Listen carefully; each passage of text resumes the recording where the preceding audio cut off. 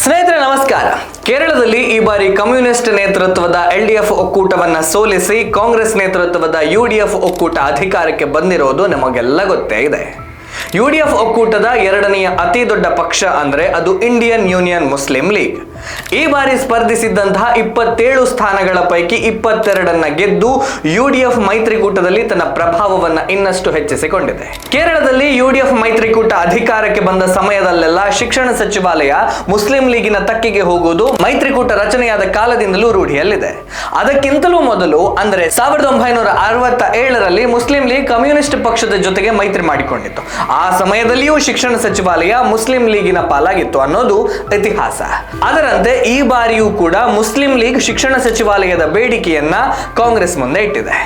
ಕೇರಳದಲ್ಲಿ ಮುಸ್ಲಿಂ ಲೀಗಿನ ಶಿಕ್ಷಣ ಸಚಿವರ ಇತಿಹಾಸವನ್ನೊಮ್ಮೆ ನೋಡೋಣ. ಕೇರಳದಲ್ಲಿ ಮುಸ್ಲಿಂ ಲೀಗ್ ಮೊದಲ ಬಾರಿಗೆ ಶಿಕ್ಷಣ ಸಚಿವಾಲಯವನ್ನು ಪಡೆದುಕೊಂಡದ್ದು 1967ರಲ್ಲಿ. ಆಗ ಮುಸ್ಲಿಂ ಲೀಗ್ ಕಮ್ಯುನಿಸ್ಟ್ ಪಕ್ಷದ ಜೊತೆಗೆ ಮೈತ್ರಿ ಮಾಡಿಕೊಂಡಿತ್ತು. EMS ನಮೂದರಿಪಾಡ್ ಮುಖ್ಯಮಂತ್ರಿಯಾಗಿದ್ದ ಆ ಕಾಲದಲ್ಲಿ ಮುಸ್ಲಿಂ ಲೀಗ್ನ ಮೊಹಮ್ಮದ್ ಕೋಯಾ ಶಿಕ್ಷಣ ಸಚಿವರಾಗಿದ್ದರು. 1973ರಿಂದ 1977ರವರೆಗೆ ಮುಸ್ಲಿಂ ಲೀಗಿನ ಚಕ್ಕೇರಿ ಮೊಹಮ್ಮದ್ ಕುಟ್ಟಿ ಶಿಕ್ಷಣ ಸಚಿವರಾದರು. 1978ರಲ್ಲಿ ಮತ್ತೆ ಮೊಹಮ್ಮದ್ ಕೋಯಾ ಶಿಕ್ಷಣ ಸಚಿವರಾದರು. 1979ರಲ್ಲಿ UA ಬೀರನ್ ಶಿಕ್ಷಣ ಸಚಿವರಾದರೆ 1979ರಲ್ಲಿ ಮೊಹಮ್ಮದ್ ಕೋಯಾ ಕೇರಳದ ಮುಖ್ಯಮಂತ್ರಿಯಾಗಿದ್ದುಕೊಂಡು ಶಿಕ್ಷಣ ಸಚಿವಾಲಯವನ್ನು ತನ್ನಲ್ಲಿಯೇ ಉಳಿಸಿಕೊಂಡಿದ್ದರು. 10 ವರ್ಷಗಳ ನಂತರ 1991ರಿಂದ 1996ರವರೆಗೆ ET ಮೊಹಮ್ಮದ್ ಬಶೀರ್ ಶಿಕ್ಷಣ ಸಚಿವರಾದರು.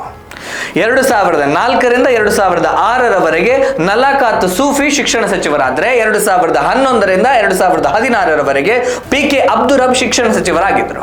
ಕೇರಳದಲ್ಲಿ ಮುಸ್ಲಿಂ ಲೀಗ್ ಶಿಕ್ಷಣ ಸಚಿವಾಲಯವನ್ನೇ ಕೇಳೋದು ಯಾಕೆ? ಕೇರಳದಲ್ಲಿ ಶಿಕ್ಷಣ ಸಚಿವಾಲಯವು ಪ್ರಾಥಮಿಕ ಮತ್ತು ಪ್ರೌಢ ಹಾಗೂ ಉನ್ನತ ಶಿಕ್ಷಣ ಸಚಿವಾಲಯವು ಸೇರಿದಂತೆ ಅತಿ ದೊಡ್ಡ ಸಚಿವಾಲಯ. ಕೇರಳದ ಬಜೆಟ್ನ 20% ಶಿಕ್ಷಣ ಸಚಿವಾಲಯಕ್ಕೆ ಮೀಸಲಾಗಿರುತ್ತೆ. ಜೊತೆಗೆ ಶಿಕ್ಷಣ ಸಚಿವಾಲಯ ಅನ್ನೋದು ಯಾವುದೇ ರಾಜ್ಯದ ಭವಿಷ್ಯವನ್ನ ಬರೆಯುವ ಅತಿ ಮುಖ್ಯ ಪೋರ್ಟ್ಫೋಲಿಯೋ. ತಮ್ಮ ಸಿದ್ಧಾಂತವನ್ನ ರಾಜ್ಯದ ಮೇಲೆ ಹೇರಲು ಶಿಕ್ಷಣ ಸಚಿವಾಲಯಕ್ಕಿಂತ ಸುಲಭ ಮಾರ್ಗ ಬೇರೊಂದಿಲ್ಲ.